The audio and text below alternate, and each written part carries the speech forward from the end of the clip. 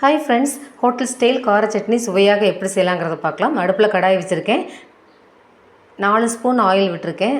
6 நாட்டு தக்காளி பாதியாக கட் பண்ணி ஆயில் ஃப்ரை பண்ணிக்கலாம்.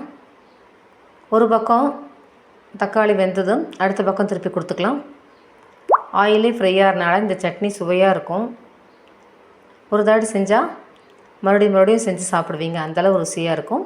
2 பக்கமும் ஆயில்லையே தக்காளி ஃப்ரை ஆயிடுச்சு. தோல் நீக்கிடலாம். இன்னொரு அடுப்பில் வடைச்சட்டியில் ஆயில் விட்டுருக்கேன். 1 ஸ்பூன். 12 பல் பூண்டு, 1/4 கிலோ சின்ன வெங்காயம் போட்டு வணக்கிட்டுருக்கேன். காரத்துக்கு 6 வரமிளகாய் சேர்த்துருக்கேன். வெங்காயம் நல்லா கலர் மாறுற வரைக்கும் வதக்கி விட்டுக்கலாம். இது எல்லாமே ஆற வச்சிடலாம். 1 ஸ்பூன் உப்பு போட்டு மிக்ஸி ஜாரில் மாற்றி 1/2 டம்ளர் தண்ணி விட்டு நைஸாக அரைச்சிக்கலாம். தாளிப்பு கொடுத்துடலாம். சின்ன வடைச்சட்டியில் 1 ஸ்பூன் எண்ணெய், 1 ஸ்பூன் கடுகு, கொஞ்சம் கருவேப்பிலை தாளிச்சிருக்கேன்.